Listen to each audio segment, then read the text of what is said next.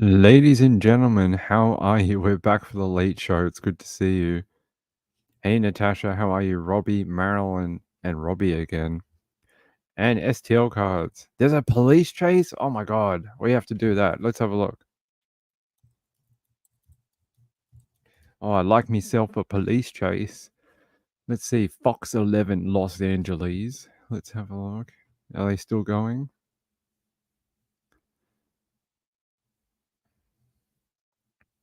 In Orange County. It looks like they are. All right, I can show it to you. We're just not allowed to have any of the audio. I can show you what's going on. We're just not allowed to have any audio. Hey guys, how are you? Police chase in LA right now. Let me try to look up see if ABC7's got it. Because ABC7's slightly better. Yes, they do. Let me see if I can get that going for you.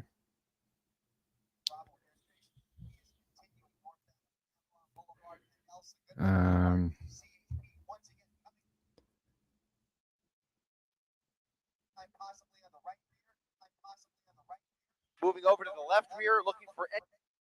All right, there you go. It's up on the screen. They're going to try box him in. Is that what they're going to do? Go, son. Go, son. Get him.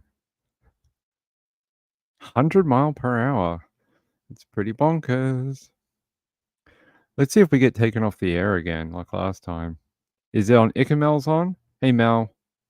Good to see you, buddy. Good to see you. He ain't watching. He's watching his screen. But good to see you, Mel. Hey, Mama Mia. Let's watch this for a little bit, and then we'll get to the other story. So, what's the background to this? Let me see if I can find any background. LA police chase. What happened? They're saying a high-speed police chase is underway in Orange County. They said a red sedan led authorities on a two-county chase that stretched across parts of Los Angeles, San Gabriel Valley, and Orange County neighborhoods. At some points during the chase, they clocked the suspects driving more than 100 miles per hour on the 60 freeway in San Gabriel. Over the course of the chase, the suspect passed parts of East LA, SGV, and parts of Orange County, including Santa Ana and Anaheim, before ending back in Los Angeles County in Long Beach. Officials did not say what the suspect was wanted for, other than the fact that he may be a felony suspect. They don't know what charges they are, but a felony suspect apparently. So let's see what it is. Let's see what happens. Hey, I'm always up for a late night police chase. They sort of look like they slowed down a little bit. They've gone a little faster before. I see missing part of his back bumper or quarter panel. Did he get whacked while I was reading that? It looks like they might have tried to pit maneuver him and it failed. Go, son, for the border.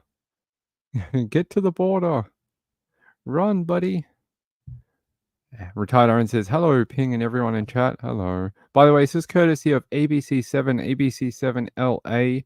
Their website is abc7.com. All courtesy and copyright to them. Hey, guys, good to see you all. I don't know what just happened, but everything went dark. Did they get him? Let's see. Oh, they must be near the airport because they can't get closer. All I see is flashing lights and... Did he crash? Did he crash and we missed it? Oh, no, there they go. They're off again. Hold on. What are they saying? Terrible turn of events here. We do not know the extent of injuries, but now the call being put out for county fire. Yeah, he crashed. Yeah, I thought so. Because it just all of a sudden everything backed away. Do you know why they do this? Apparently, years ago in LA, there was a live stream on the local news of a guy on a bridge, and he ended up shooting himself in the head, and it was caught on live TV. And now, after that event many years ago, they're real cautious about what they show on the live streams now. because it was like a really big deal. They really didn't like they copped a lot of abuse from people that it was like 3 o'clock in the afternoon and they showed a dude ending his own life on national TV, well, local TV. But so now LA live streams are really, really cautious about not showing people dying on live stream. Yeah, I think he crashed because all of a sudden, just everything backed off. They zoomed way back out. Yeah, let's just tune in just for a second and hear what they're saying. Nothing. All right. Let me check if I get the Fox feed up, and I'll see what they're saying about it. Give me a second. It's going to take a second to load. All right, they're not saying anything either. Everyone's gone off the air. Everyone's gone off the air for some reason. There's the Fox helicopter. Okay. This got very weird very quickly.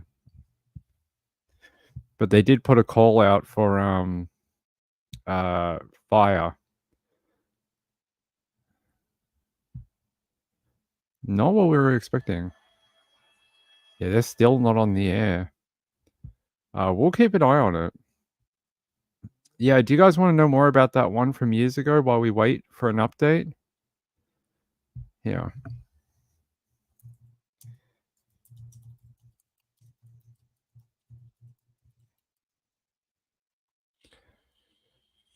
I think it was in 1998. The guy was called Daniel V. Jones, and he was an American who died via, he unalived himself on a Los Angeles freeway in 1998. The incident was broadcast on live television by news helicopters, and he took his own life as a form of protest against health maintenance organizations after he had been diagnosed as HIV positive several months earlier. Footage of his demise was plastered all over TV. So if you've never seen that, apparently that the footage of that day is considered lost footage now. It's not available. It's very hard to find. There are little snippets around, but the entire thing is buried. All right, here I'll switch you to Fox for a second. You guys can have a look. There's a fire engine or another police car heading down there.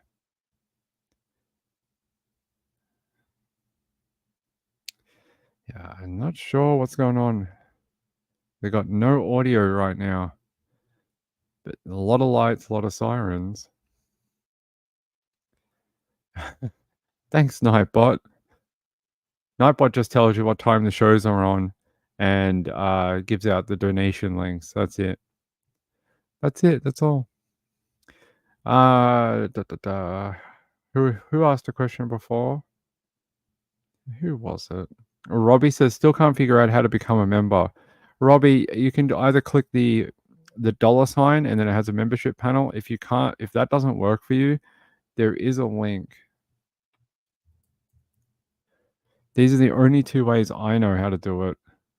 If there's a third way, I have no idea. Where is it? We have to go to memberships. Down here. So this is the link for iPhone users, Apple users. All right.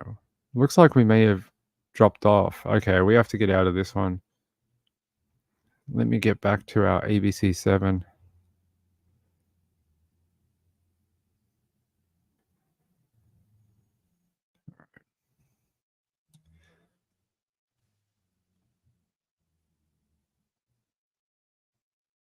All right. There we go. You're back on the ABC 7 one. I don't know what's going on.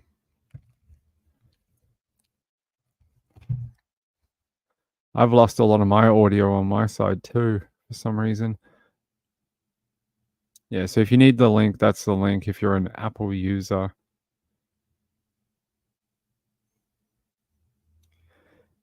Ah, okay. Thanks for that. Looks like they're still pretty far away. Not commenting? Okay. No idea. We'll keep an eye on it, but so Avalon Boulevard and East 80th Street, Los Angeles is where it's all happened. They've kind of put this like blur on it, so you can't really see.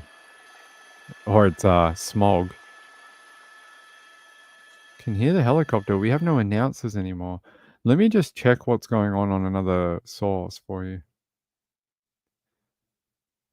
What's going on? Oh, hasn't Sheriff put out a video on X and here now. Is this from here or Hasn't Arkansas Chase? I didn't see. No, sorry. I didn't see one. Red Lexus, yep. Fire truck. Looks like a fire truck heading in. I don't know what he hit, or I was reading an article at the time, so I didn't see what he actually hit, or if they tried to tap his back and then he flipped into something. I don't know. I was in another page reading something. All I saw when I came back was everything had disappeared. Several crashes down Avalon as entering LAX airspace. Shoot. So not just one person, several vehicles involved. And yeah, they're near LAX airspace, which means they can't go through certain ways because it's restricted airspace. This happens every time we get a chase in LA. That's a huge response. A lot of fire trucks, medics heading in.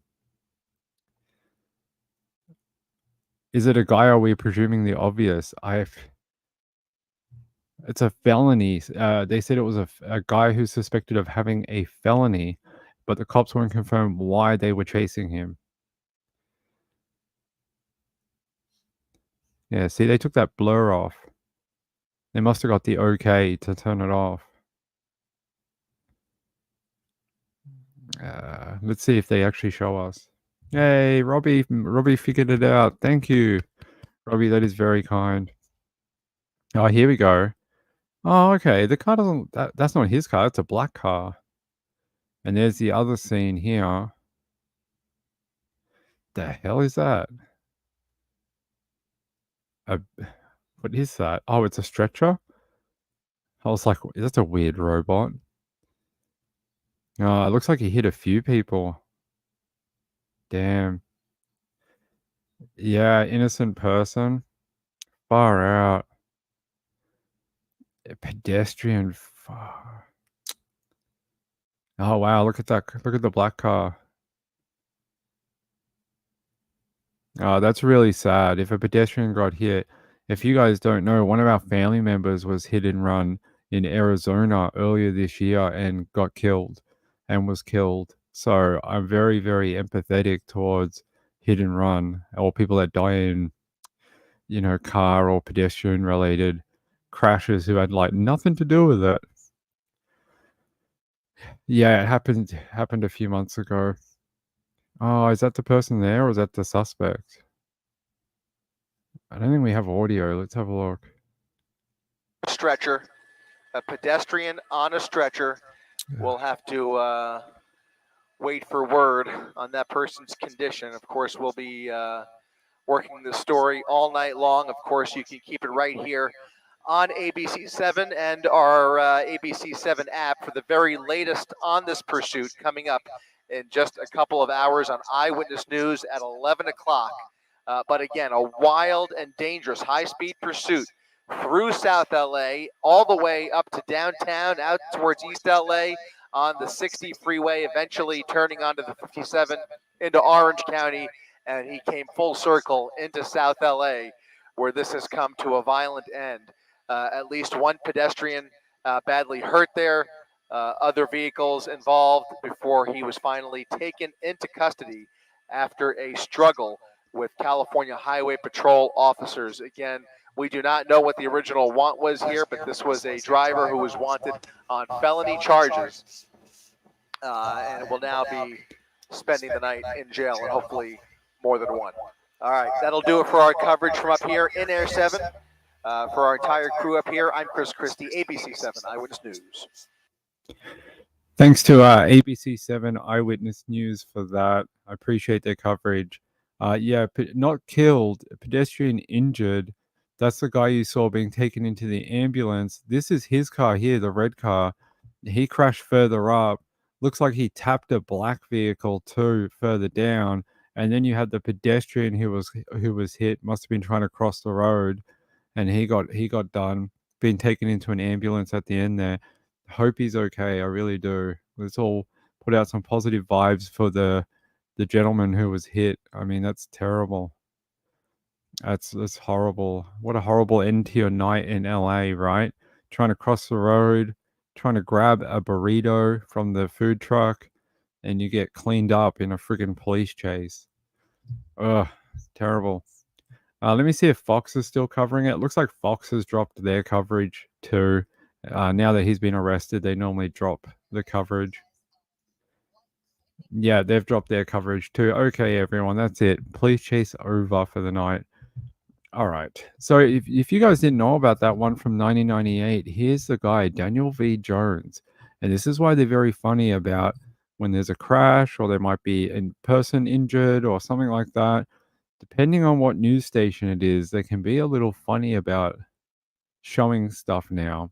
And they've normally either got a delay or they do that fuzzy thing where you can't really see anything. And they said here, by the end of April 1998, Jones believed he was going to die, and so decided to do it himself in a way that would draw public attention to the situation. He believed it was no one's fault other than his own for getting himself into the situation. Jones would later be quoted as saying, "I'm not happy what's happening to my situation, and I'm going to draw attention to it whichever way I can. My paramount goal is for no one other than myself to get hurt." On Thursday, April 30, 1998, around 3 p.m., 40-year-old Jones parked in his dark gray 1994 Toyota pickup truck on the transition loop from the Harbor Freeway to Century Freeway in Los Angeles. He sat in front of his truck with his dog Gladys, and he began pointing a loaded shotgun at passing cars on the freeway, causing motorists to report him to police. Jones himself then called 911, revealing he was emotionally distraught about HMOs and the circumstances surrounding his HIV. He said that he was in pain because of mistreatment by the HMO in whose care he had been placed. He complained that it would take him a month to schedule an appointment with a doctor and another month to get the test results from that appointment. As was confirmed later, aside from being HIV positive, Jones also suffered from cancer. During the call, he fired off several rounds from his shotgun, with one of them going through the roof of his truck. Authorities then closed the two freeways, preventing anyone from approaching him. Jones remained in his truck for the entire time. As police and news helicopters monitored his movements, the LASD special weapons team began to assemble and get into position around him. Jones then reached into his backpack. He took out clothing and a videotape. He then began throwing the items over the freeway wall. Afterwards, he got out of the truck and walked across the empty freeway. They're saying he unfurled a large square banner with white hand lettering that read, "HMOs are in it for the money. Live free, love safe, or die." He had made the banner specifically for the occasion and displayed it for the news helicopters to see. As it was fairly windy on the interstate at the time, Jones weighted the banner down with a container to stop it blowing away. He continued to make obscene gestures and returned to his truck several times to pet his dog. As authorities began to negotiate with him, he suddenly returned to his truck, sat in the front seat intending to end it. He ignited a Molotov cocktail inside his truck. The vehicle suddenly burst into flames and was set alight. Jones then got out of the vehicle, however, and he ran across the freeway as he was engulfed in flames and smoke. With his hair, pants, and socks all on fire, he tried to pat them out and managed to peel off his pants. He then continued to wander around looking dazed and disoriented. He walked to the edge of the freeway, gestured angrily. It appeared as though he was about to jump off the freeway. However, he changed his mind, backed away from the edge before returning to his blazing truck. Moments later, around 3:50 p.m., he retrieved his shotgun from the back of the truck, then walked across the freeway. He placed the muzzle of the shotgun beneath his chin and pulled the trigger. He fell to the ground with the camera still rolling, playing the live event to viewers watching at home. It was Thursday afternoon. It was witnessed by many children whose after-school cartoons had been interrupted to broadcast the incident. Jones died only 15 days after his 40th birthday. And that is why LA live streams are very touchy about death and people doing that might hurt themselves or hurt others. So they'll show you most of it, but as soon as someone might have been severely injured or something, they will back away. He killed the dog? Oh, I don't remember reading that bit. He did kill the dog? That's very sad. I don't want him to kill the dog. I guess he wanted to take Gladys with him. Because who would look after Gladys when he was gone? I guess that's what he thought. Oh no, here. They found remnants of several Molotov cocktails, a number of shotgun shells, and the charred remains of the dog who had died in the fire. So he didn't shoot the dog died in the fire. Oh yeah, that's very sad. How awful. So yeah, you can see criticism of live broadcasting because of his act witnessed by many children. Many criticize the LA television station's practice of airing police pursuits live. The incident prompted a wave of criticism about live news broadcast, proposing changes in the way they were handled in the future. A total of 7 television stations broadcast his death live. ABC TV Channel 7 immediately inserted a brief special report on the death during the Oprah Winfrey Show, while both KTLA and KTTV had interrupted children's programming to cover the event. While KNBC Channel 4 had interrupted the Rosie O'Donnell Show, both KNBC and KTLA had their cameras tightest on the coverage, and so viewers were able to see graphic imagery of what happened.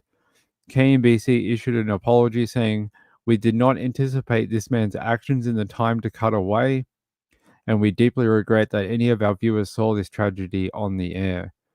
As well as apparently the station, which is KNBC, as well as Fox Broadcasting affiliates, offered viewers numbers they could call for counseling.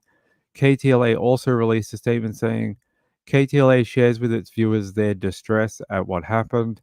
KCBS TV Channel 2 moved to a wide shot before he ended his own life because they were reportedly concerned over his erratic behavior. The channel brought a psychologist into the studio later that day to hold a live discussion regarding this distressing live media coverage. They later released a statement saying, "This is the danger of live television. You've got to be on your toes. You have to be ready to pull back immediately." KCAL TV Channel 9 reportedly received estimated 120 calls during the broadcast prior to him taking his, requesting the station cut away from the story before things got out of hand. So there you go. There's the story and the aftermath of Daniel Victor Jones and why they now, like you saw what happened when they crashed, they instantly pulled away from the coverage. People seemed most upset about the way the dog died. Well, because he's an adult and he can make decisions for himself. The dog can't make decisions about wanting to be there or not. So yes, I would be more upset about the dog and not so much about him, although I am upset that he received such crap treatment from the health, whatever they're called, the GMOs or HMOs or whatever they're called. That's very sad that he felt like he was in pain and wasn't getting the support he thought he should. Kathy, hey Kathy. Kathy says Arizona and California coverage changed after this incident. Yes, it did. Yeah, I agree. I know, how sad. His beloved right-hand doggy had a very sad end. It died in a fire, and I'm sure that dog wanted to do anything it could to get out. You know, I can't imagine it would want to keep being there with a fire. So apparently, it was a Labrador Whippet mixed breed, which is like what do they call it? A Whippador. A Whippador? Is that the right name for him? It's like a little dog like that. How cute! It's like a miniature, like doggy. I don't like it when the animals get hurt either. Look at our logo up here. Our logo up here at the top in the corner. It has a dog and a cat on it on the shield. So we are a very animal positive, animal friendly channel. Hey Kathy, how are you? Okay. Hey Burnt Popcorn.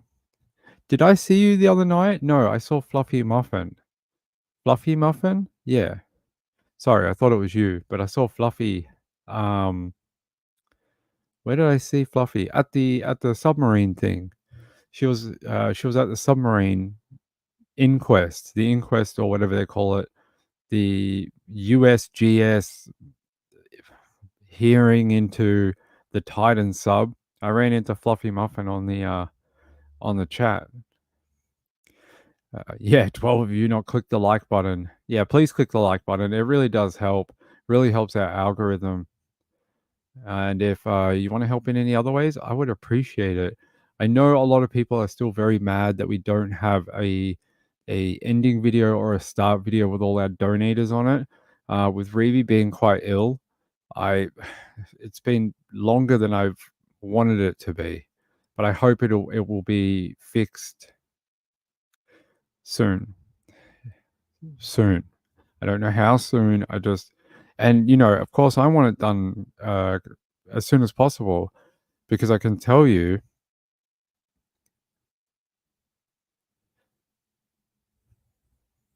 Okay, good for you. It affects me a lot by not having it, so I want it done quickly too. But I don't want to bug Reby. She's quite ill, and it'll get done when it gets done, unfortunately. All right.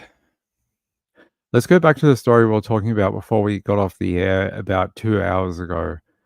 I did do some more research, and I want to show you something very strange. Do you want to see something very strange about that story about the little girl found in the backyard? All right. So I did some digging, and I found this. This is the house here. This is the area right here where the little girl was found. This image was taken in 2023, not this year, in 2023. And there is divots in the dirt here. You can see, look, this looks like some sort of trench that was built in the ground here. And there's something here too, but it's quite blurry. It's hard to see. But there's something there, and she was found right there. There was something here. Look, if I zoom in, you can't really see. But there is definitely disturbed ground here. And they reckon she's been gone for a year or two.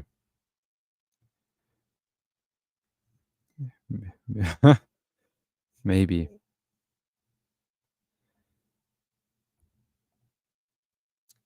Submarine races? No, it was the Titan sub. They were doing a hearing, like they're getting evidence and testimony for it. But yeah, you can see here in the corner of the house where they found that little girl, there's something going on there. And I tried looking for more high definition photos. At the moment, this is all I can find. I've put in a request with Maxwell to try get photos over time, like from 2018 to now. I hope I'll be able to get it soon, and I can show you like over the last couple of years what it looks like. But this is very strange for it to be like this since 2023, considering they reckon that girl's body was there for at least 2 years, and there is disturbed earth right around where they found her. I don't know what more you want me to tell you, but it's a little odd. Thank you. I appreciate that, retired RN. I just can tell you that there are a few people who maybe they don't do it for that reason, but they get a kick out of it, and it encourages them to do it, if that makes sense. Not that they need that as a recognition, but they sort of find it fun, if that makes sense. I have no idea what that is. So whose property is it? Well, it is that woman and her partner. I'm going to show you something. Someone commented this in a different place. I cannot verify it. This is one of Ping's take this with a giant grain of salt type of stuff, okay?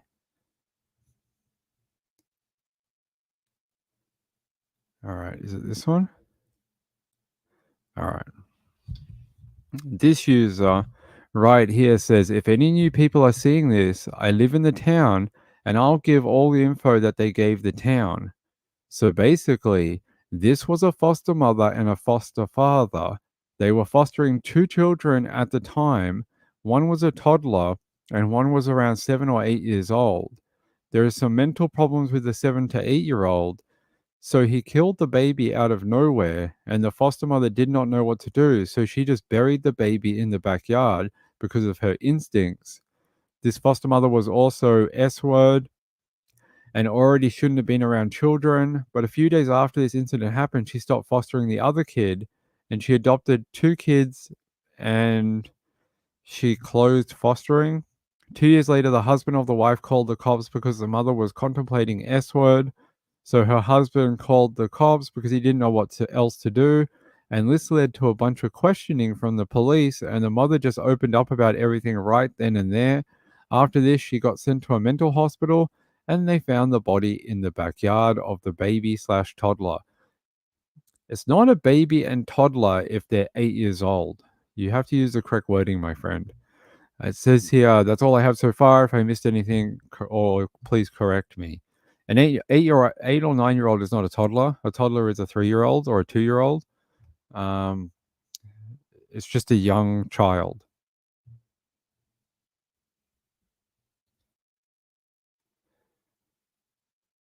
Oh, okay. Interesting. Why? Because you wouldn't see anything because they're underwater. I get it. I had never heard that phrase before, though. But it definitely sounds like there is some issues with that household. And then I'm going to show you something else. There's some more background to this on a different thing here. I definitely think that while that's not how they found the child, they are definitely looking through the satellite images as well for evidence to try and narrow down when that child might have been put into the ground. Because just because a witness told you or a perpetrator doesn't mean it's true. You need to have hard evidence, and satellite images can do that with the disturbed Earth. All right, let me go back here.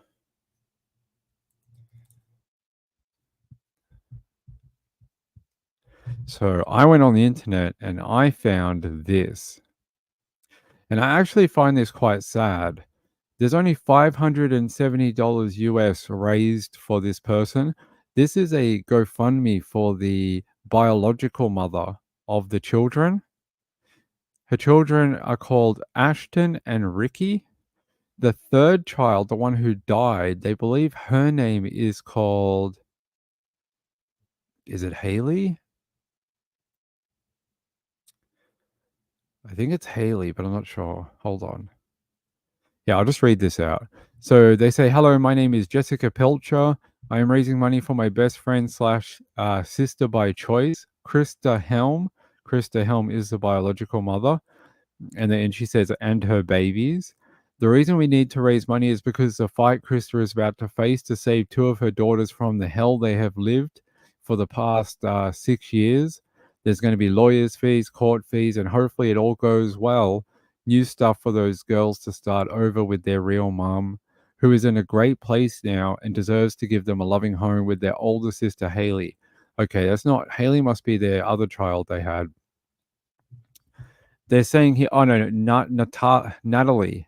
Natalie is the one they think that was found in the backyard. They believe it. She had a DNA test, so she went in last week and gave DNA to compare to the remains they found in the backyard. And they're saying here, at the time when the kids were little, Krista was not in the best place. Things happened. She was struggling with drugs and other substances. They said they ended up in the system. She never hurt them in any way, just made some very dumb decisions. Well, some people will fight you on that and say that uh, actions of an addict do hurt children through depriving them of a better life. So, yes and no. They're saying during which time their grandmother on the children's dad's side, Jessie Garcia, tried to get custody of them till Krista and Jessie could get it together and get on their feet. That must have been her partner at the time. At which point she was told she had not seen them in 18 months and therefore she was not a fit because no grandma would go that long without seeing their grandchildren. Okay. During those 18 months, she had tried countless times to see them and was denied that right by the family and the system that failed these girls. Now they're at the point they got adopted. Hold on, guys.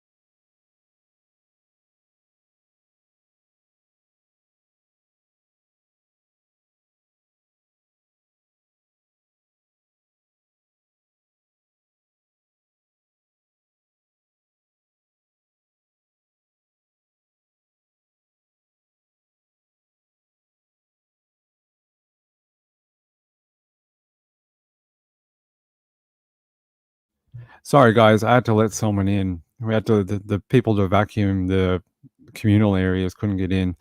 Uh, Kathy says agree ping. Are you talking about what I said before? I don't know. You'd have to ask the court. Let's keep going. So they said here, fast forward to now, since they have found the body in this woman's backyard, and it is believed to be Krista's daughter, Natalie. She has been gone for around 4 years, buried in that yard where her sisters Ashton and Ricky have been forced to live with that monster that got rid of the sister. They said we need to find those girls as soon as possible, and they need to be brought home to us. They're full and real family that loves them and will never hurt them. That's very nice. They say we have lost Natalie. We can't lose them too. Please help us and get all the help we can. We need justice for Natalie and need to get those girls home safe. They said updates soon on KWCH. Yeah, very, very sad. This is a photo of that little girl, apparently. That is the photo of the victim there, according to them. She's doing better. Better. Thank you, Brenda, for asking. Oh, camping, they had to get away from it because of the hurricane. How scary. I find this very sad that only $570 has been raised. I think that is extremely disappointing from the local community. I'd say if you live in Rose Hill or in Kansas in general, if you could help the family, I think it would be worth it than to let these children go back into care. I think that's disgusting. They can't let those other two kids go back into foster care. If the real mum, the biological mum, is in a good place now, has a stable relationship, she has a job, has money, is no longer doing drugs or whatever, can pass a psychological exam, then she should have every opportunity to have her children back. You just proved to them that you let a lady kill one of them. I mean, well, how much worse could it be giving it back to the biological mom? You already killed a third of the children you gave to them. I mean, I would be all for letting her have a go if if she could show that she has a good support system around her, loving people who are willing to help. I think that is should be a good option. They should not go back into state care, and if they do that, I think that's government oversight. That if they allow them to go back into foster care or into the state system. As a child of the state system, I can tell you I know what I'm talking about. What are you going to do? Give them back to them? What are you going to do? The lady is going to get arrested for murder. What are you going to do? You're going to give them back? You're going to be like, it's okay. We'll give them to you in prison. If they're adopted, like, I mean, you can't give it to them. You can't give it to the husband. He's part of it too. So that nixes them out. Like, that's it. Like, they're done. They're done. Just cross them out. They should go back to the biological mum. And yeah, it's going to be a hell of a fight. If this was a full-on adoption, this is going to be a hell of a fight. But she can always adopt them again. She can adopt them from this family to her. I'm pretty sure you can, because I've seen it done in some other cases where a mum has lost her children. They got adopted by another family. That lady died, and then they went back to the biological family and were like readopted.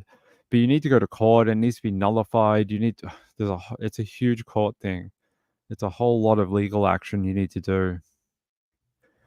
Rachel says, I definitely think those kids should go back to her as long as she has support and stays sober. Their mom seems to be really trying. Yes, and she was the first one to go into the media and talk about it.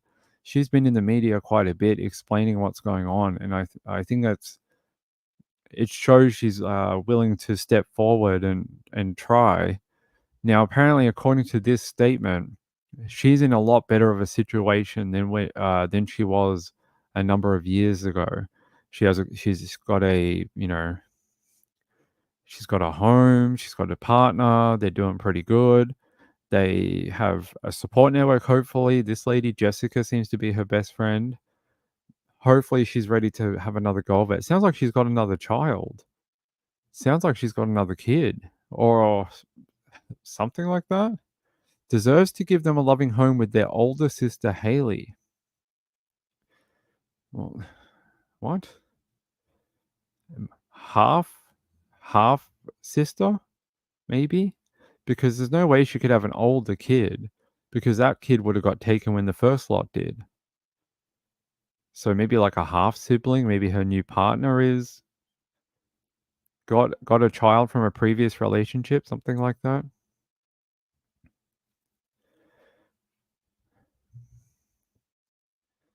Yeah, I hope she gets them back too. Kathy says, do you know your biological parents? And if not, do you want to? I don't know my biological parents. Do I want to? Meh, not really. I'm more interested in my background of nationality and things like that. Not really of who they are. I couldn't give a stuff who they are.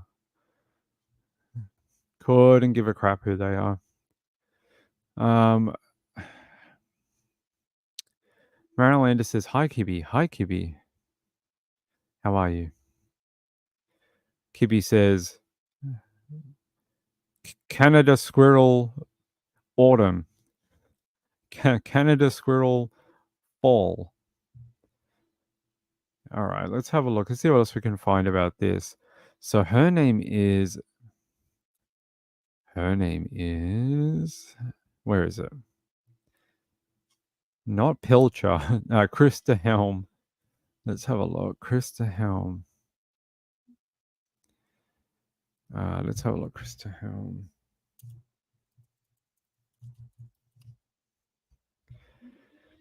No.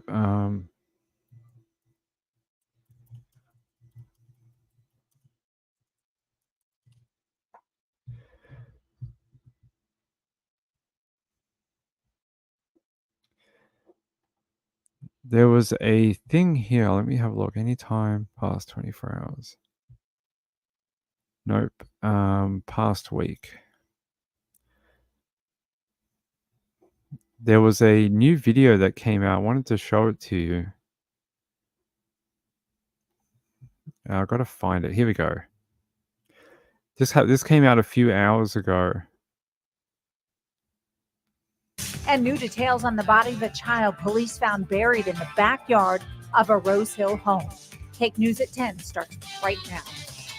Good evening. Officials are waiting on DNA results to determine the identity of that child. And now a woman from Salina has come forward claiming it is her biological daughter. KIC's Nick Nelson spoke with her as well as the Rose Hill police chief about what the next steps are in the case. Nick. Chris and Deb, this video gives us a closer look at the scene where the remains of this child were found. You can see right here, this little patch right here, where the remains were discovered. They made that harrowing discovery. Today, we went to Rose Hill to speak with officials and tried to talk with the owners of that home. We attempted to speak with the owner of this home in Rose Hill, where on September 11th, law enforcement dug up the backyard. There, they found the remains of a small child. No one answered the door. Rose Hill Police Chief Taylor Parlier says his detectives discovered the remains after a person in distress call at the home. And while dealing with that individual and the circumstances surrounding that person's crisis, information was gathered up, which indicated that there might be a human remains in the backyard of this residence.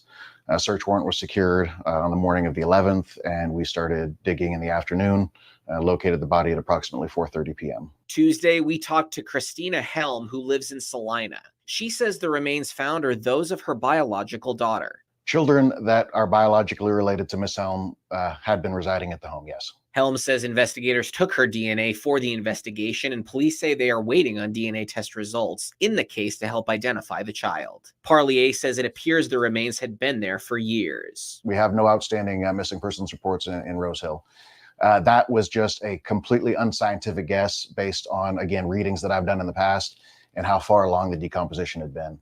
It could be more, it could be less. That was just an anecdotal view in the moment when I was out there. Even though there are no outstanding missing persons reports in the city of Rose Hill PD says they're working tirelessly to make sure the story of this child is not forgotten. At the end of the day, all we're focused on is finding out the truth of the matter. And anybody who has any information, no matter how small, no matter how infinitesimal they think that it is, we're happy to listen to anybody's information that they might have on the situation, because all information will be taken into account when we're looking into this case. Parlier says investigators are taking their time in this case to make sure they have all their facts straight before making any potential arrests. Nick Nelson. You know, what I would say is when you look at this overview shot and then you look at the one I found from 2013, they're in the same area, but why is the area so large here? You can see it right there. It's this circle right here with the mouse. It's right around there. And what is this? A trench? Were they doing some plumbing at the time? Was this hole already here? And it's been blurred out. You can see there's stuff here that shouldn't be here. So I don't know if police have already gone in and blurred this out. Because if we go to a neighbor's yard, you can see a little more. It's a little blurry, but you can see a little more clear. But you go over here and it gets all very weird over here. And there's all these little black boxes too. I don't know if they're shadows or something, but it's a little more blurry than it should be. Actually, I think we have a better one. Here's the Google Earth one too. Like, it looks very clear like that, right? And you can go in. There's something here right where her body was located. Right there. What that is, I don't know. The pool's right there, Sean. But there's something here. It gets very... Sorry about that. It gets very blurry. Is there something here? You think this might be like a what's the word for it? No, because they would have found. Could it be like a pit? What do you call it? Like a septic tank? Is that what that could be? Because it is circular. You can see something white and it's in the ground, and that looks like a pipe coming out of it just here. That looks like a piping system. And then they've got a trench here. This all looks like for plumbing. Was this pit open at the time and they were doing something here and then dumped the child in the same pit as whatever they were building? And that's how they did it? Because there's definitely something there. It's white, and then it looks like there's some sort of piping leading into the home. You can sort of see it, right? There's like a pipe there where my mouse is. And then it goes down, and that looks like a septic tank or possibly like a reservoir, like a water reservoir or something. Very odd. A septic tank. Yeah, that's what I was thinking. So did they either put that in or did they take it out? Then there was a hole there and they put the child in there. Because this is not from that long ago. Here, I'll show you. It says here, this photo was taken on the 5th of the 1st, 2023. So about 18 months ago. They reckon that child's been gone a couple of years. I don't know. You tell me. I think that's very strange. I think that's very, very odd. Because, like, you ain't going to be... if you buried a child in here, you're not going to be digging this back up anytime soon. You're not going to be like, oh, we have to put a septic tank in or take one out. Let's dig up the child we buried and we'll move her somewhere else for the day. And then we'll take the septic tank out and then we'll bury her again. Like, you're not going to do that. You're not going to disturb her remains and pull them out and play with them or whatever. It probably happened around this point. And this was the first of last year, like around New Year's last year, 2023. So maybe she's been gone about that long. We'll see. Kathy says, we have one under our pool and deck that I wanted removed. Well, it's very interesting. Very interesting. It's right where they found that child. Very strange. Because, yeah, I just can't see you fiddling with a burial spot that you're trying to keep hidden of a child that no one knows is missing just to do this type of stuff. Otherwise, what would you do? You'd have to be like, Frank, go out there. The plumber's coming tomorrow. You're going to have to dig up that child, hide her under the house, and then when they're done, we'll rebury her. Like, no, that's just probably not going to happen like that. You're probably just going to put it somewhere else. Yeah, it is very strange. But when I get my Maxor photos, so I've ordered some. They're about, I think they quoted me about $105 or something. I think that's US. I will see if I can scan through month to month, and we'll see when this thing came up. And they should be higher quality than these ones. So should be an interesting outlay of money. Kathy says, we can't have an in-ground pool because of that darn thing, or deeper above ground. Well, that's very annoying, isn't it? And it'd probably cost a fortune to have it taken out. So that's what I was able to find on that property. We'll see if the high-quality satellite images show something else when we get a chance, because I can't go backwards and forwards in time on this one for some reason. They just don't have it. Like, I tried going, yeah, see? 5th of the 1st, 2023. And I tried to go back in time, but they don't have it or won't let me. So, yeah. You tell me. Tell me in the comments what you think. Kathy says, yes, my husband is complaining because of the cost. Yeah.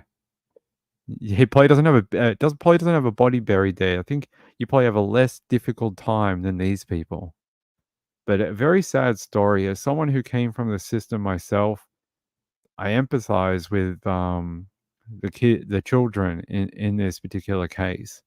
As someone who lived that life myself, I can't imagine what it would be like to like live in a house where one of my siblings just disappeared and went away.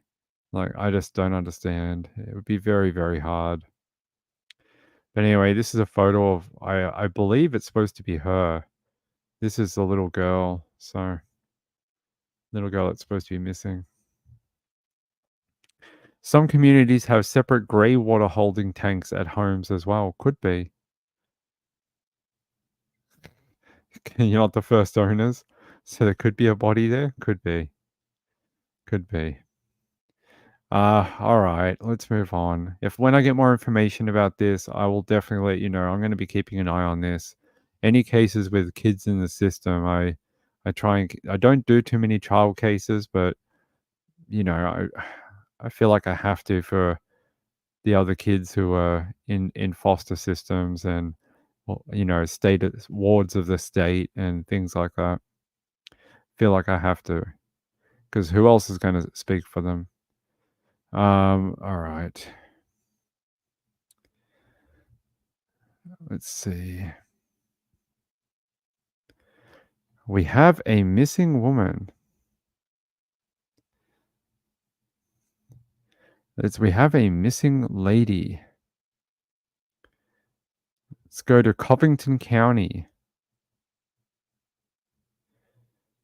Happening now, the Covington County Sheriff's Office is asking for help finding a missing 36-year-old woman, Brandy Crouch. She was last seen walking on U.S. Highway 331 in Florala. Specifically, she was seen on foot at the U.S. 331 rest area.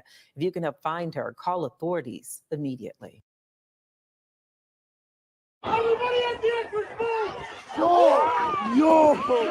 Cell phone video captures the moment several bulls escaped a rodeo in a parking lot by the Emerald Square Mall in North Attleboro Sunday.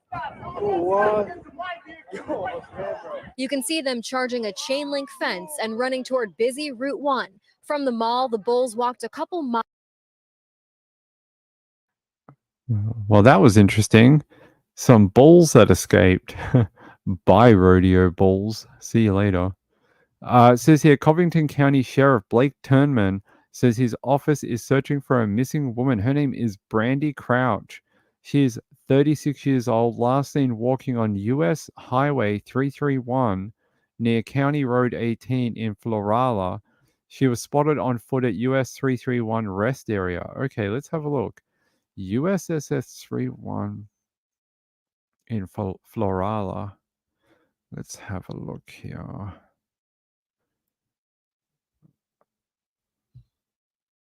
All right, is this it? Florala? US 331? That's US 9. What's 331? Okay. And there's a rest stop. Where the hell would the rest stop be? I think it's got to be out in the country, right? Might have to type this differently. Hold on.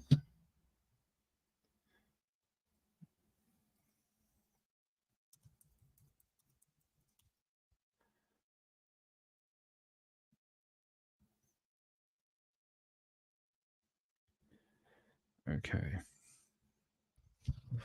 All right, I found it. It's here. So Covington County rest area is right here. So this is US Highway 331/Highway 9. And so this is the Covington County rest area. It looks like a giant car park. And she was seen on foot in this area. Was she a working girl? Is that why she was out here? Was she doing the truck thing? Was she doing the whole jumping into trucks at rest areas? I mean, I'm not trying to accuse her. I'm just wondering, because that is an odd place to be hanging out. Very pretty lady. Let's see. I'm just trying to see if I can find anything else about her. No, that's not it. Here, let's go to the local paper. No, they don't really have anything either. So this is the local paper, the Star News. What do they say? That's a photo of her right there. Pretty lady, but her eyes are a bit odd. They're all weird. I don't know if that's like an app thing or she has glaucoma. It says here, the Covington County Sheriff's Office is seeking information regarding the whereabouts of Brandy Crouch. Crouch was last seen walking on US Highway 331 near CR18, which is that rest area in Florala. She is described as 36 years old, weighs approximately 125 to 130 pounds, standing 5 feet 7 inches. Last known location was Highway 331 rest area, where she was spotted on foot. That's odd because it's a hell of a walk back. Here, I'll show you. So this is the rest area where I showed you before, but it's a bit of a walk back. Like there's the rest area. Town is down here. There's a freaking airport here as well. Town's down here. Yeah, if we go up here, how many? It's like miles. It's miles out here. Look, it's all the way out there. And this is where town is down here, Florala, sorry. So there's the town. She's way outside of town, past the airport. So there's like the only thing surrounding it is like what looks like pine plantation. Let's have a look at the airport. Hold on. So yeah, you got a little country municipal airport, one runway only. That's it. It's just like a little one. This might not even be manned. Is it manned? I don't think it's even manned. I think it's just like you fly in here if you have to. It's like a country runway. That's it. Doesn't even look manned. Yeah, like it's got little tiny planes. Look, little tiny Cessnas. Probably just people learning to fly or, things like that. It's very, very tiny. They don't even have a radio, a watchtower, do they? Is there a watchtower? No. No traffic control? No traffic control tower. No, I don't see one, unless it's in here, but I doubt it. It's a one-story little, like, building. Not high enough to watch the flights. Yeah, no traffic control and one airstrip. That's it. And she was found even further past here. Look, here we are, up here. She was out here. I worry that she was doing the whole, the thing we hear about truckers picking up ladies. I worry because, where do truckers hang out? Here. That's why these see these parking lots? See how they're very, very long? They're either for people towing camper vans, or trailers, or they're for trucks. They're for trucks. That's why they're so long. Yeah. I worry that she was doing something like that. Not accusing her, but, Hey, Casper. What's up? Yeah, I hope she's found soon. That rest area doesn't look big enough. It's not huge, is it? It's not massive, but I don't understand what else you'd be doing out here. Like, they're not mentioning a vehicle that she had. There's no, be on the lookout for her car. It's not like they said, we found her vehicle, but she's missing. They said she was on foot. So what the hell would you be doing on foot out this way? You are far from town. Look at that. That's the distance right there. So that's 2 kilometers. She's about 15K, maybe more, 20K outside of town. That's a hell of a distance. Yeah, 1, 2, 3, 4, 5, 6, 7, 8, 9, 10. Yeah, 20 kilometers outside of town, something like that. What's 20K in miles?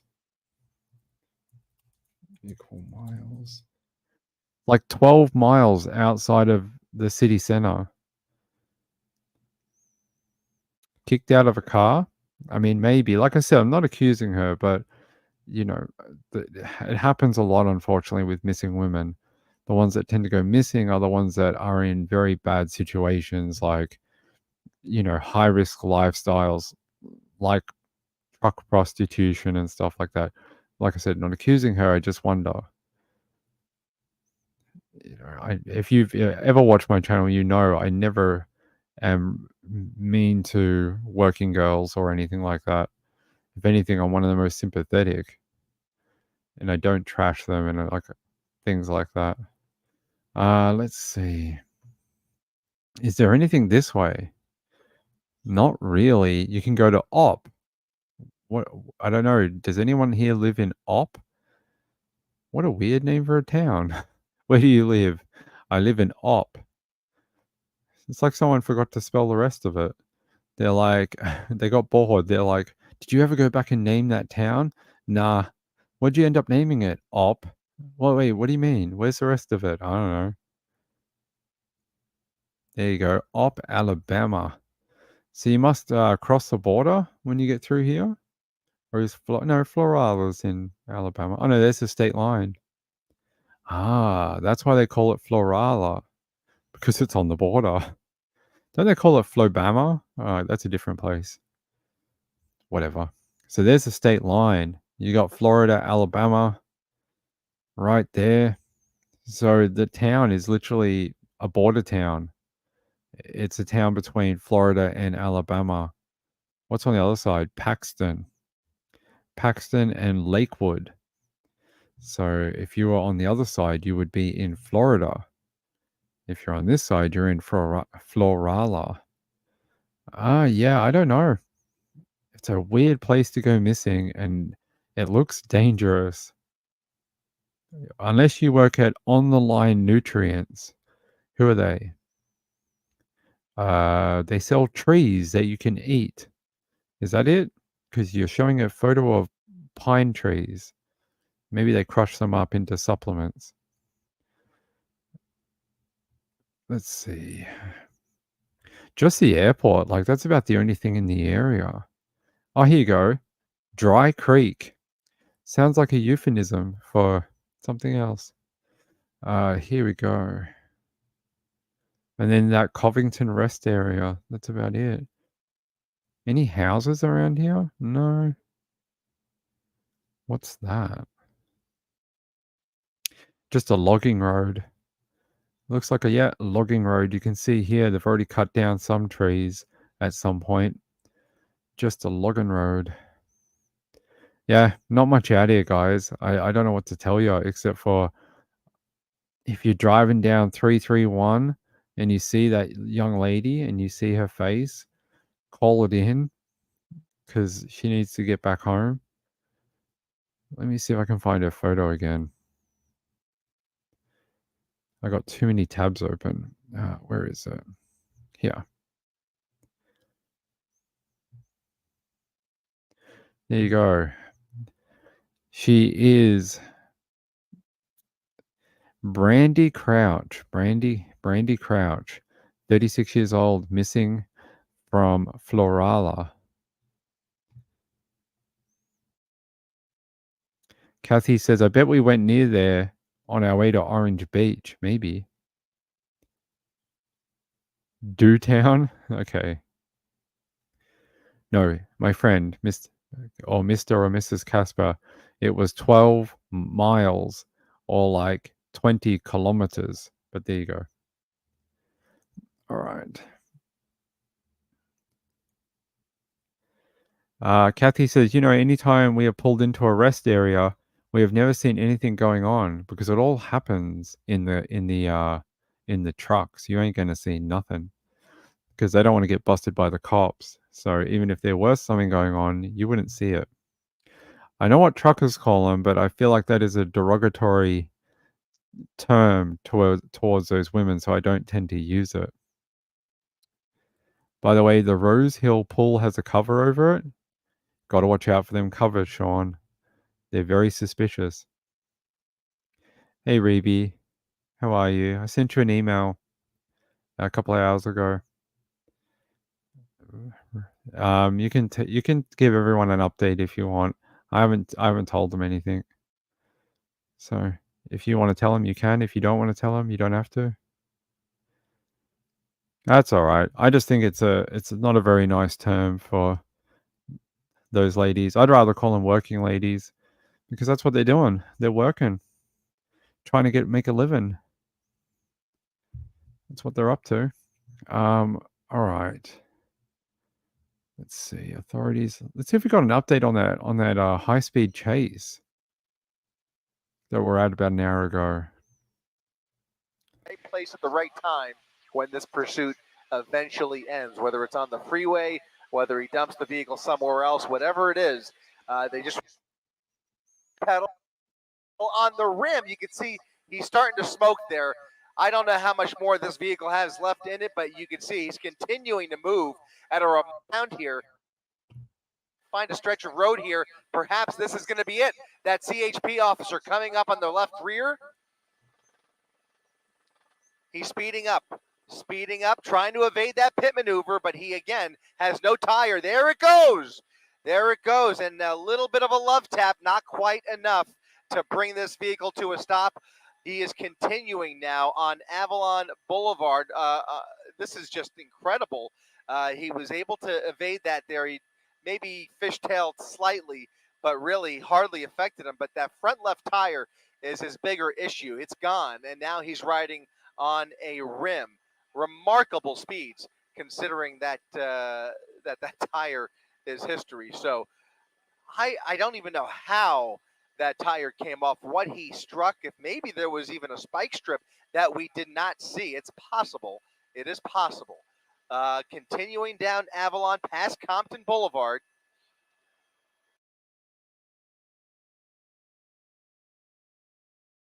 So they cut out the bit where he crashed, but they say here a suspect was taken into custody Tuesday night after a high-speed chase ended in a crash in southeast LA, which a vehicle and a pedestrian were struck. The pursuit initially began around 8 p.m. on the NB 1110 freeway from the 105.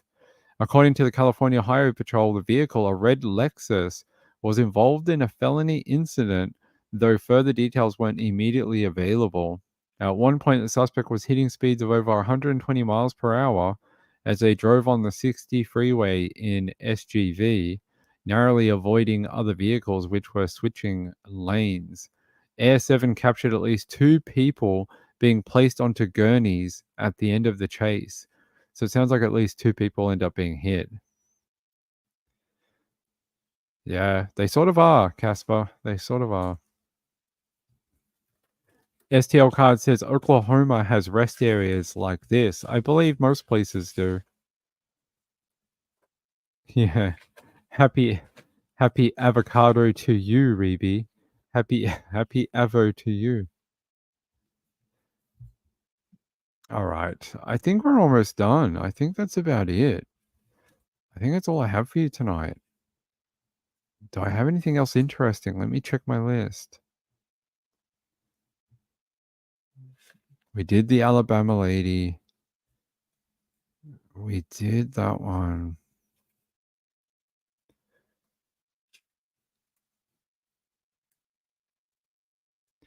Actually, I have one out of Michigan. I think it's a good one. Yeah. This one is an older one, but I do want to show it because it seems to be quite increasing in occurrence. A terrifying attack on a woman that left her beaten, hospitalized, and traumatized. Good evening and welcome to 7 News Detroit at 11. I'm Carolyn Clifford. And I'm Mike Duffy. The brutal beating took place in the area of Hazelwood and 14th on Detroit's west side. This just after the victim's Uber driver dropped her a couple blocks before reaching her destination. Well, tonight, 7 News Detroit reporter Ruta Olsonida is with Morgan Catton, who is raising her voice and sharing her story so other women in the community can protect themselves. 27-year-old Morgan Catton was dropped off at the wrong location by her Uber, and she thought to herself, no big deal. I've been in this area before. I'll walk the rest of the way. And that's when she was attacked. It happened so quickly There was no time to react. I didn't even get my hands on him at all. Morgan Canton had just finished up a night of dinner and drinks in downtown Detroit September 13th when she decided to visit a friend near Hazelwood and 14th. She made her way towards her friend's house after getting accidentally dropped off a few blocks from her final destination around 10:20 p.m. when a man on a bike came towards her on the sidewalk. So she moved out of the way for him, but he stopped. And when he got close to me, he had gotten off of his bike, looked at me, grabbed me by the neck, and threw me to the ground, where he repeatedly punched me in the face. Morgan was brutally attacked by a man that looked to be in his 40s, around 5'8", riding a dark blue or gray bike. He then took off on that same bike. Detroit police tell me this incident was completely random. There was no words exchanged. No words. No words. I didn't even hear him breathe. It felt like he had done that before. Morgan was sent to the hospital requiring stitches around her mouth and eye, but she says she's just happy to be alive. What went through your head when you felt something around your neck? I thought I was going to die. The place where this happened, a popular area near Gordon Park, and this community is absolutely shocked at the violence. Oh, it's crazy because I ain't never seen nothing like that, for real. You just have to be aware. Morgan works downtown at Tin Roof. She loves this city, but is now traumatized. She's speaking to us to remind women to use the buddy system when walking alone and to catch the man that did this. I have a sick feeling in my stomach that if they don't find him, that this will be something he does again. If you have any information regarding the assault, make sure to reach out to DPD's 10th precinct. Meanwhile, if you'd like to help Morgan in her healing journey, we have more information on how you can do that at WXYZ.com. I hope the community reaches out and make sure they know that girl, you can go back out into the community and everyone will be watching over you. That freaking sucks. And that guy is a monster. They need to find him. I think she's right. If they don't find him, he will attack again. They don't stop, these people. I think people are like, oh, he just did it once. He just attacked one lady. No, they never stop. This is a game to them. It's like their sole obsession. This is what they want. They want to do this type of activity to other women. It's not a once-off. He will attack another woman again. It'll happen, I promise. All right. Yes, use the buddy system. I don't know how that works. If you have to use an imaginary friend, I'm not sure. But I mean, I think she means when you leave to go home, make sure you have another person. But when you're walking home alone, you might just have to have I don't know, a can of mace. A can of mace could be a good buddy system. You go, okay, I'm walking home. There was no one else who could walk with me, but I have my buddy pepper spray. Me and my buddy pepper spray, we walk home and, I'll drop pepper spray off and then I'll walk home. And, that's how it works.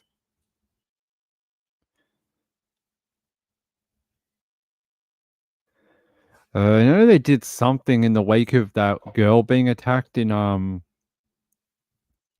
that girl who was followed after work and then was killed by that just mongrel of a guy. I'm not sure. I know they did at one point. I'm not sure if it's still ongoing. Maybe I'll have to look into it. I know everyone wanted to look at the MARPTA thing. So, all right, it's not very much. It's why I haven't done a big thing on it.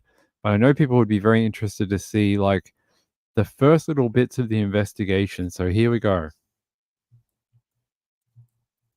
Let's watch the first little. This is their first interaction with police with Naresh Bhatt. For the no 06, that's all this brick, that red brick house. So, Mom to Kafle. Mom to Kafle.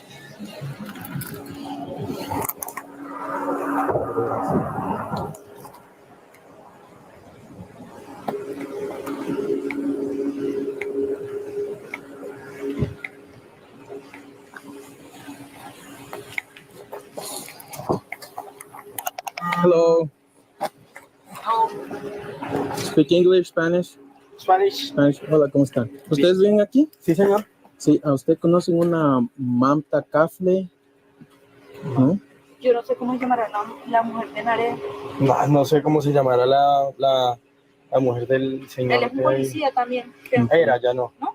Entonces, ustedes rentan aquí nomás. Sí, señor. ¿En el basement? En el basement. Ok, they rent the basement. Ok, so, entonces vamos a tocar para ver, estamos buscando a alguien, no sé si conocen el nombre de Mamta. Pues sí, eso es un nombre como hindú, Ella ¿cierto? iba- Pues de pronto ella sí, iba, el pero señor sí él es hindú y la solo mujer vio también. una señora porque vio la parejita, una bebecita y el señor, que Sí. es Narea. Ok, entonces solo un señor y un... Sí, ahí solo vive el señor, la mujer y una bebé. Porque en el Okay. Bema vivimos Perfecto. nosotros Y mi hermano. y el hermano de Okay. él, Narea. They're not familiar with the name, but they said it's an Indian couple that lives here with a child. So they just rent the basement. So, yeah.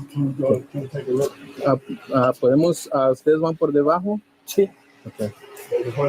Yeah. All right. But they live up here though, the couple. Sorry, did the people who rent off Mamta and Naresh, did they just say they didn't know that who they were? That's very odd. So it's their house? No, it's not their house. They just rent here. So they rent the basement. Oh, Yeah. gotcha. Yeah. Okay. Yeah. Sorry, Mr. Standing. Entonces todos vamos a ver si está aquí porque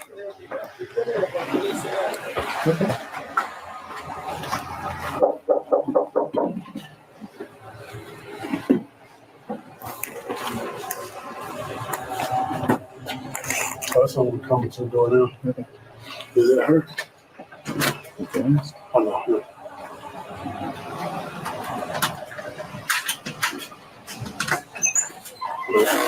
Hello, sir. How are you? I'm Officer the Timanas Park, please. We're looking for Miss Mamta Kafle. Yeah, we see like on Tuesday, Wednesday, she left and then she says she's gonna go either New York or Texas, and then she left she had the phone and then she destroyed that phone and then she left. So Did you catch that? Did you catch his absolute tripping over himself? Did you see that? They're like, oh, we're looking for Mamta, and he just lost all words, sense, words in a sentence, no, words that can go together, no. He just was like falling over himself. I'm going to play that again. He just didn't even know what to say. He's like, oh shit, I'm busted. Hello, sir. How are you? I'm Officer the Timanas Park, please. We're looking for Miss Mamta Kafle. Yeah, we see like on Tuesday, Wednesday, she left and then she says she's gonna go either New York or Texas, and then she left she had the phone and then she destroyed that phone and then she left.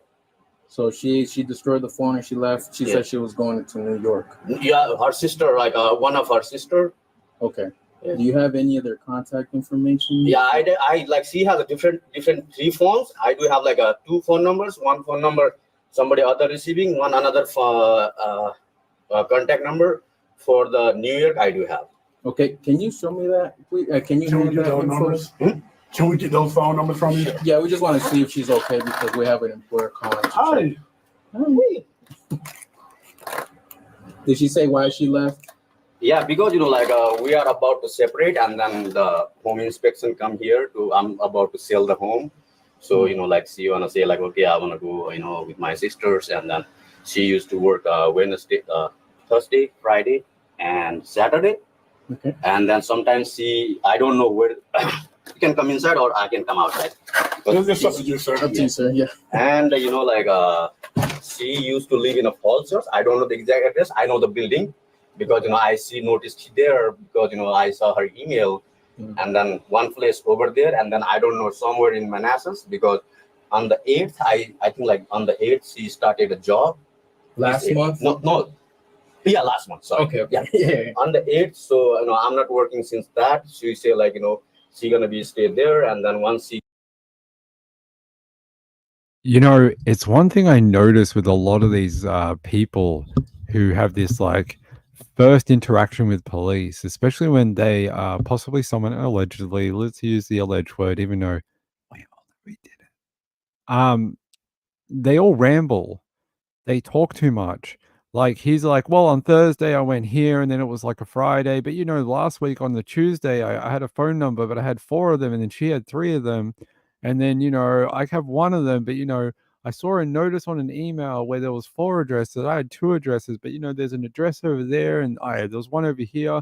But maybe she went somewhere there with a sister. She has 3 sisters. 1 of them is over there, and she has 5. Like he just keeps saying random words. They're not even answers. They're just random bits of information. They're not even what the police asked him. They're just like rubbish. It's just rubbish. And we all know what he said is full of crap anyway. We already learned that from the affidavit. But anyway, She gonna be everything settled down. She will take the baby. She not gonna leave the baby with me. That's what she said. I know the building in Falls Church where she was. Still, she's living over there or Texas because I already conversation with her sister. She just did not reply me, and then she was asking me, and then her mom is also asking for me. I don't know where is she. Okay. So if you could give us the phone numbers, please. We want to see if we can make contact. I love the cop. The cop's literally like, bro, we are recording this. Like, we don't give a crap what you say. We just want to know what we want to know. And what we want to know is if you have any contact information for her. Other than that, we'll record all this and we'll review it later. Like, we just don't care what you're saying. I love it. It's great. Contact for her. This is not the first time. Multiple times she go and then come back in few days. Okay.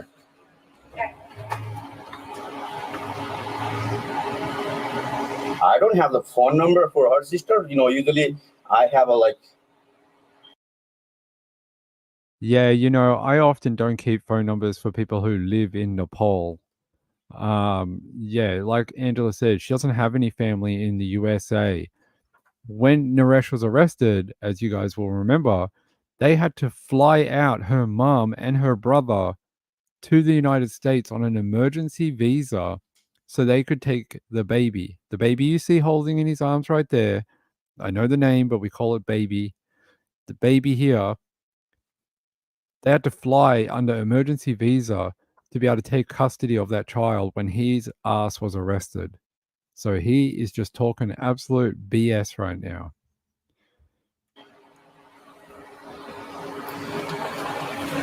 Facebook, but I don't have her phone number. Oh, gotcha. Okay. So that's what I replied 2:20.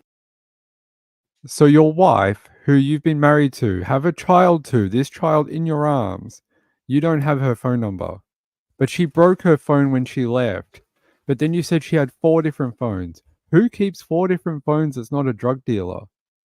Like, you tell me, who's keeping 4 friggin' phone numbers? Ain't no one doing that unless you're selling on the side. Ain't no one keeping 4 phones. And she ain't doing that. God, you're so full of crap. Usually she works Thursday to Saturday. She works there. And then, it's not first time she disappear and then come back. I live with my parents over there. She say okay, I'm not going to live with your parents. My parents left back home. And then, still a lot of she got the green card already. And then she was about to, yeah. Okay. This guy worked for the military and worked for high level where you need clearance, government agencies. And he talks like he's fresh off the boat from Nepal. Like he barely understands English, and it's so full of crap. He understands just fine. He understands, he can speak, he can explain. It's not a problem. He needs to be able to do that in his job. So this whole trying to put on the whole language barrier thing, oh, I don't know, maybe later, and then a Thursday, and I'm kind of confused about what you're talking about. That's not real. That's not a real thing. He speaks English just fine. When she left, was she did you say anything about hurting herself or anything concerning? No, because if it's the first time, then I can say, oh, okay, where are you going, this and that. This is multiple times. I don't know who called you, but sometimes she came back, and then most of her stuff, regular stuff, she already I think like in March, she already take regular stuff like regular wearing, regular shoes. This is her shoes even like, But the regular things, she already take it. But like the normal thing, like, fancy wear, like a suits, special wear, still we have here. Okay. Yeah. Okay.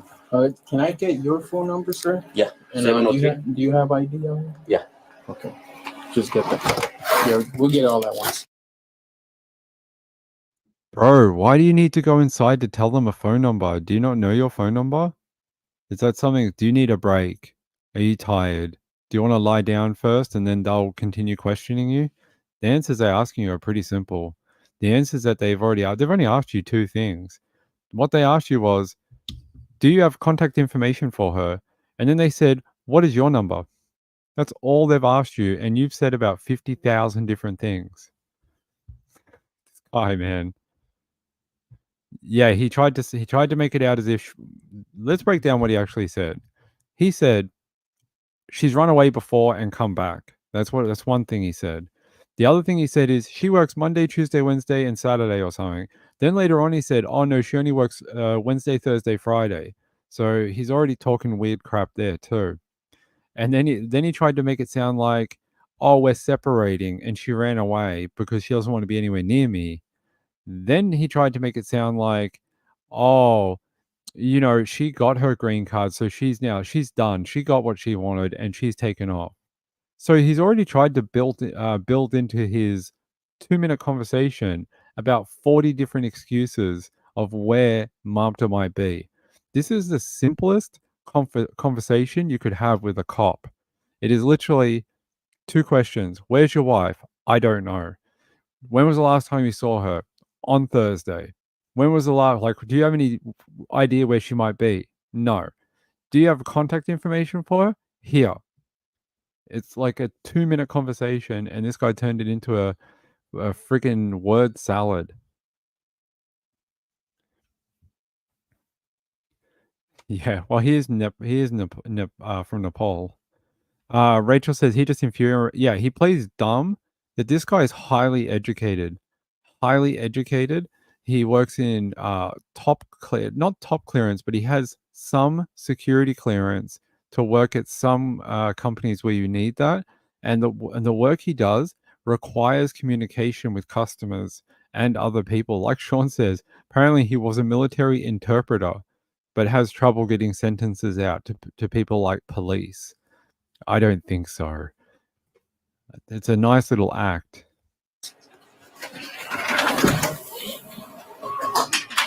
So we don't have contact. I mean, what I'm thinking is if maybe get his info and he could tell us to give us a call if she comes back.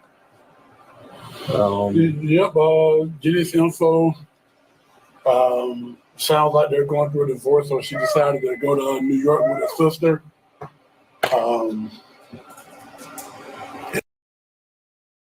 In my opinion, right here, the cops bought that a little too easily after hearing him ramble. Their red lights should have been going off in their head with alarms, like this guy's absolutely talking shit. It shouldn't have been like, oh yeah, we believe him. She's off to New York with her sister. Her sister don't live in the country, and she ain't never been to New York or Texas. So it makes you look very silly, unfortunately, Mr. Policeman. I know you're just trying to do your job, but it made you look very, very silly. If she just comes back and gives you a call, and I think it was her job who called, just called them, let them know that, hey, spoke to the husband. It appears they're going through a divorce, and she left and went to New York. She's not at the work. Her employer called and asking. Yeah, better close that door to hide all the blood. You don't want the cops walking in there and seeing all your blood staining on the carpet. You better close that door. Just called us to check if she was okay. So that's why we're here. We don't mean to bother you. No, that's fine. She's supposed to be there. Usually, I don't know. I cannot check, where she goes. Okay.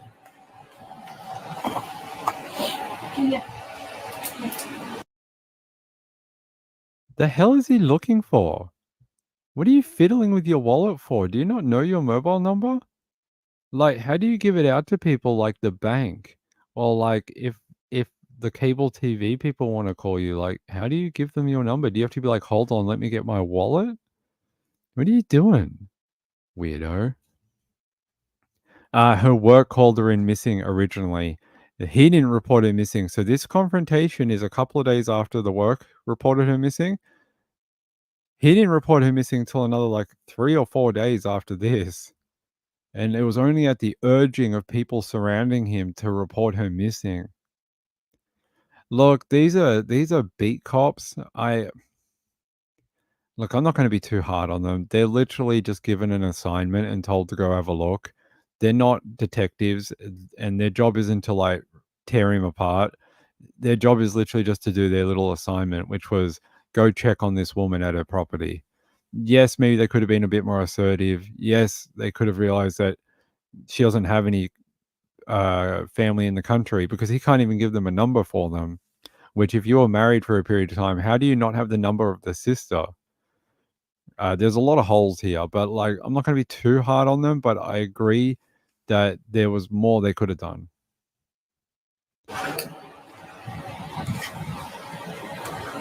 That's it. Thank you. It's all right. Military? Yeah. What branch? Army. Army. You good? Okay. Virginia. No, my wife's military. Oh wow. So, can I have your card or something? Yes, so I'll give you my card. Yeah, so that I can call back.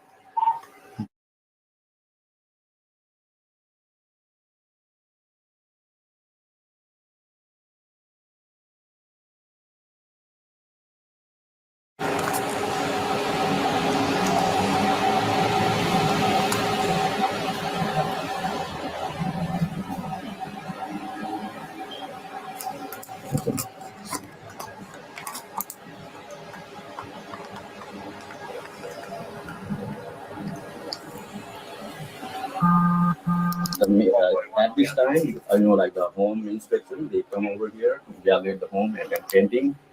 So because I say like I want to sell this home, because a lot of stuff going on. So I just bought a year ago. It's less than a year.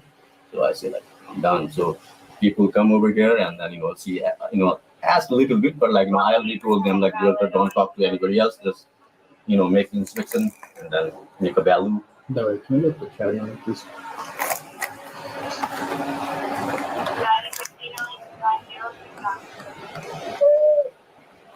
Even like she was 5 months, she left for like 2 weeks. We never know.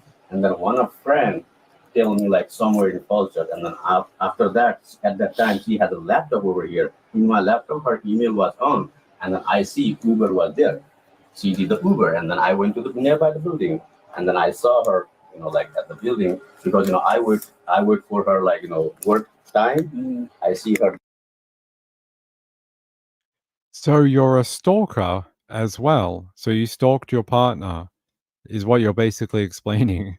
So you said, I saw where her Uber went, so I went there and then I saw her. You know that is stalking. Like, that's literally what stalkers do. This guy, man. Hey, Hella, how are you, my sweet friend? I caught your show this morning.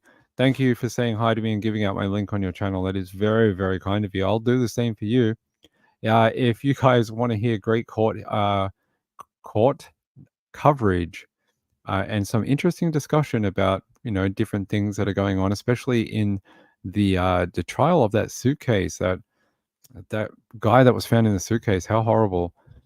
You can go to Hella's channel, great channel, much better than me. Head over to her channel. Hold on, let me grab her link.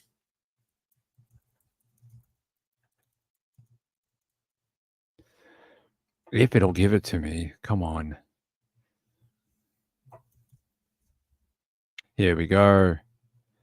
Head over to Excited Utterances channel and subscribe to her if you haven't already. It's worth a watch. She's on quite early. I think 7:30 p.m. Eastern a lot of the times during the week. And yeah, she's a great lady. Says Sarah Boone, that's it. Yes, head over if you're interested in the Sarah Boone trial and more like the legal arguments and the setups of like how she lost her lawyer, but now she has representation. I haven't caught up on that, but you know what will go ahead. I'm very more excited to hear if she screws up again, what'll happen? Is she going to have to go through the rest of this on her own? I'd be very interested to see that, because I can't see that judge having that much patience after she already screwed it up. Like, she's already pissed off the judge about 50 times. I don't know how you would go through a trial like that, and you're not going to get a mistrial from that. They're just going to scrap it, push it off, send it to a different judge, and then probably try and make you get legal representation again, and then just book a new court. You're not going to get out of it. You're not going to get a mistrial, and you're not going to get the charges thrown out. They're going to find a way around it. They want a fair trial. So probably ask Hella. Hella will know. All right, let's watch the rest of this.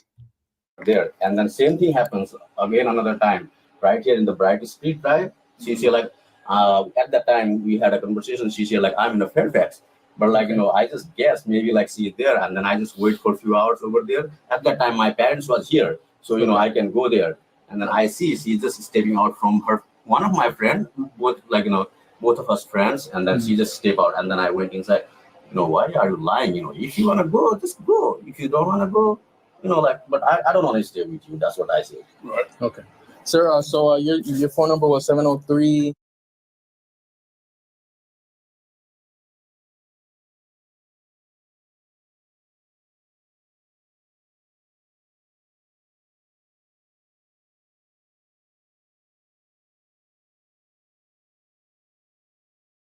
Okay.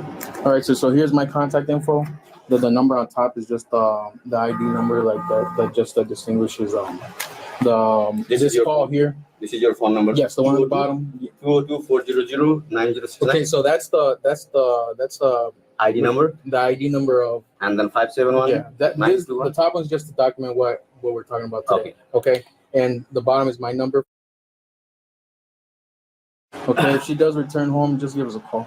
Okay, if she did not return home, like, you know, let's say she's supposed to be returned home by Sunday or Saturday, because she worked Thursday to Saturday. Sometimes she doesn't come over here because, you know, last time it was like a few weeks ago. Okay. You know, I have also worked. You know, if I left, she has to take care of the baby. You know, if she left, I have to take care of the baby. That's why she decided, like, you know, okay, when I'm working, I'm not gonna come home. If she doesn't come, so I have to file a complaint, or what I supposed to do? She lost, you know, maybe she say like, you know, last time, even like, you know, she returned down, and then she say like, okay, you know, I'm not gonna, you know, I'm gonna disappear for 6 months, make a different address, and then after that, you know, we will separate this and that. So I don't know, like, I'm kind of. Okay, well, if she does end up missing, just call us back. Again, it'll be a good idea to contact people that you know that knows her, all right, to make sure she's not actually missing. But if that does happen, just give us a call. And another thing, she has some mental issue as well. See, the nurse problem is there, because, you know, if I say something, who is the nurse, who know more? I say, you know more. You know, like, I say a lot of stuff. You know, I told her like multiple times, let's go to the psychiatrist. You know, like, do something. She said like, oh, I'm okay. I know, you know, my stuff. I'm a registered nurse. You know. Okay. A lot of stuff, man. It's problem. I hear you, sir. I understand it could be complicated, but here's your ID back. Thank you. I'm gonna give her employer a call back to see, to let her know what we spoke about today. Okay. All right. And again, just give us a call. Well, you have my number. Just you can shoot me a text if you want. Just let me know if she comes back. Sure. Okay. Sure.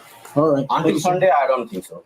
Was that? Until Sunday, I don't think so. Last time in March, she disappeared for a week or something. After that, I figured that out because of the email. And then she said, like, I was in the parking lot. And then she said, like, I'll meet you at the hospital. And then I meet her at the hospital. I say, like, I know where you're living at. But I don't know, like, which building or which floor, which big building.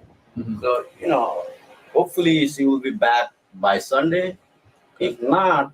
You're talking about this after tomorrow? Is that what you mean? Okay. Yeah, this Sunday. Because, you know, she worked like maybe it's Saturday night. Because she worked like, because she's not at work now. Right. Because before this 8th, she used to work at another hospital. Mm-hmm. And then maybe she applied somewhere else and then trying to do that one as well. I need to figure that out, you know.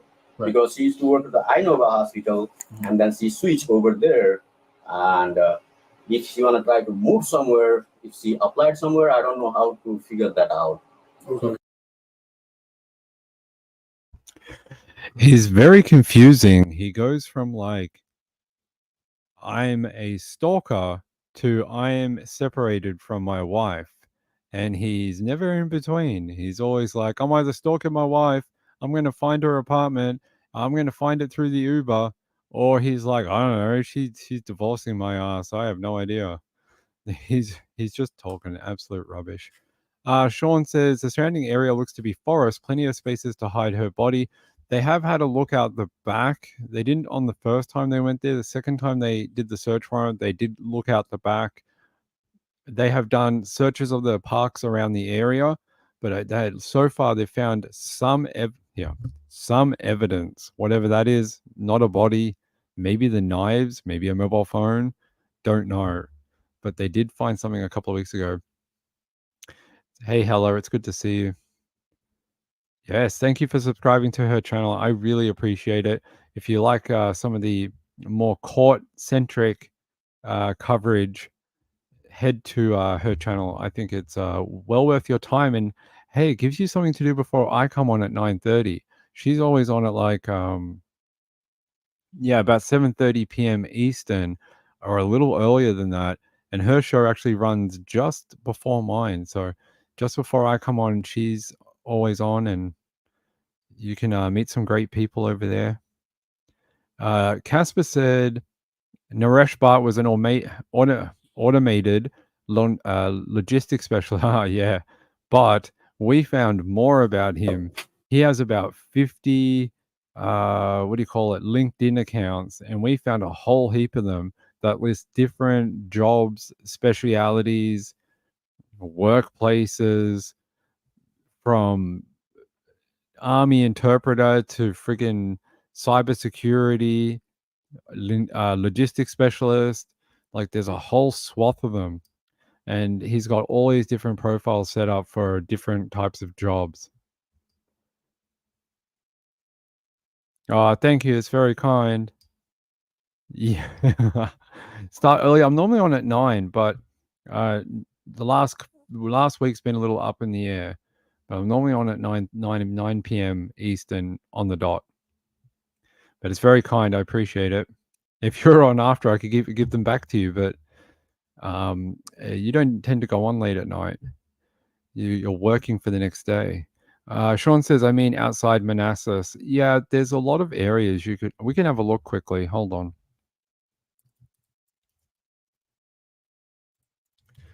They did search like a big park over this way. It was about a couple of weeks ago.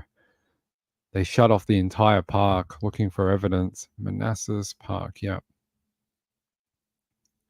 So Manassas Park is considered this district here. So this whole little keyhole area here. And then if you go just south, you get a whole heap of bushland. Look at all this.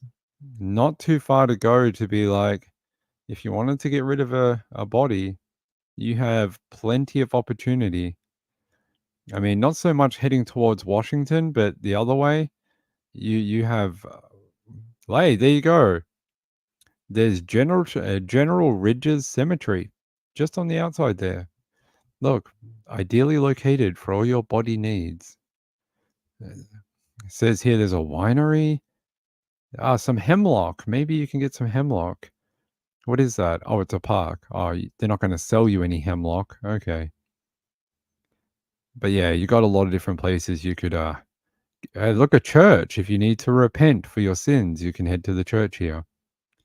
There's a lot of different places up here. And a little town called Clifton. Little tiny town. They have a French pastry shop. I don't have a French pastry shop. I want one of those. But yeah, lots of places you could get to very easily. And considering that Marpta's phone was located in Uniontown not too long before she went, around the time she went missing, and so was his phone. Uniontown's up here.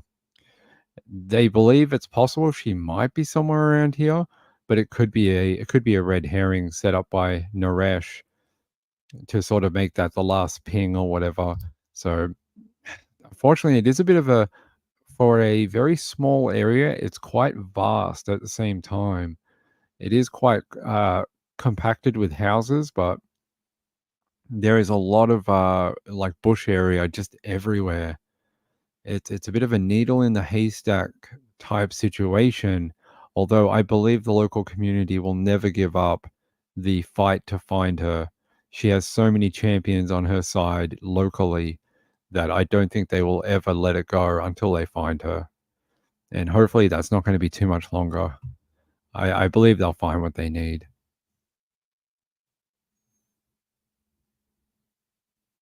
I can't tell you how late I will go once his trial starts. Are you waiting for, since it's in Florida, are you waiting for court recordings at the end of the day? Is that what you're going to do? Because like you should be able to get the court recordings at about 7 p.m. local time, and then you could probably run them on your show if you want. If you sign up through the court, you might need some help from a USA person though. You can't do it as an Aussie. You need a US driver's license. Kathy says, I say the body is close to home. I don't think so. I think she's far away. I think she's near Manassas Park, but far enough away that you could travel there and come back in like a couple of hours. I don't think she's close to home, although I could be very wrong. I just have a feeling that he didn't drive around all into Uniontown and stuff for no reason. I feel like there's a reason behind that. No, I'm just streaming it at night in fast mode. 6 p.m. Eastern. 6 p.m. Eastern. 7 a.m. in the morning. How do you get up so early? I feel tired doing 9 p.m. I wake up in the morning and I'm like, it's almost 9 p.m. Eastern. I have to get on. Geez, you're right. You're an early bird. Early bird. Excited Utterance is an early bird. She likes to get on early. That means you're jumping on about 7 a.m. local time. It's an early day. Although at least you get done early. You get done about 11 a.m. Get to start researching for the next day. She goes to bed early. I don't go to bed early. I'm up until about 2 a.m. every night researching stuff because all the news comes out 9 a.m. local time in USA. No more. I don't want to do that. No, you can have it. I'm going to keep my 11 a.m.s. Although when we move into daylight savings time and the USA moves off daylight savings, my show will start at 1 and you'll start at 8. So that's a little bit better. Sean says Ballarat mom Samantha might never be found. That one, yeah. They might never find her. I think they're out of ideas. I think they've tried everywhere they think they know of, and I think they're stuck for ideas. They tried everything. They tried GPS data. They tried her phone. They tried like things from the suspect. They've tried traffic cameras, drones, horseback, motorbike, people, search parties. Like they have tried everything they can think of, and so far all they've found is her mobile phone. Nobody. They don't know where Samantha Murphy is. I think they're really out of ideas. Unfortunately, I think they really have no idea. I don't know when the last time they did a search. At the start of the year, they were doing them every couple of weeks, but I haven't heard of a search at all through winter. Since they found that phone, I haven't heard of them doing any more searching. Maybe it could be a mine, considering around Ballarat, there's over 1,000 disused mines in the area and more that are undocumented. So there could be up to like, I think 20,000 or something. That is a lot of underground areas to have to try and search for a body. You know, especially for someone who may have grown up in the area. Maybe they know of somewhere that no one else knows about. You may never find her, and that's very sad. It's really sad for her husband. You know, very awful. We'll talk more about Samantha Murphy another night. Hey, it is getting late here. It's almost 4 p.m. local time in Melbourne. Very rainy day here in Melbourne today. It's been drizzling and overcast all day long. I've literally been on the air since about 11 a.m. this morning. So I'm going to wrap up for the night and get out of here. Hey, I love you all so much. I couldn't ask for more great viewers. People have great ideas. They really interact in the chat and they support the channel. What more can you ask for? Hold on. Oh, come on, website. What are you doing?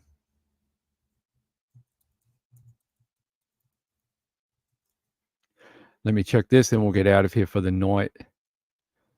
All right. Hey, I want to thank the people who sent in donations yesterday. Thank you very much to Lee and my friend Kimberly. Kimberly and Lee, they kind of rhyme. And Sean, thank you very much. And to the people today who did things like give out memberships, like Kathy and the people in the first show. And Robbie became a new member. I really appreciate you guys. Thank you very much. Hey, Thavi, my sweet friend.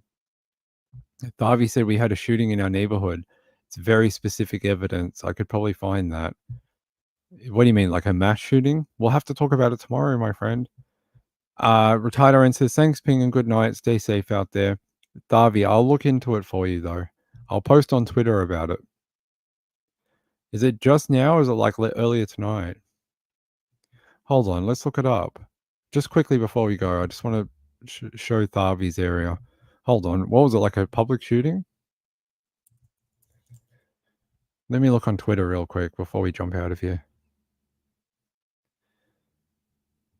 I see an officer involved shooting in Las Vegas. Western North Carolina had an early evening shooting. A shooting in Sacramento. Business 80 had a shooting. It was about 10 minutes ago. You'll have to give me an area, Thavi.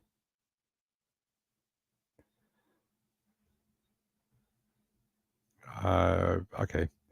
We'll do it tomorrow, okay? We'll do it tomorrow. I'll look up this shooting where Thavi is.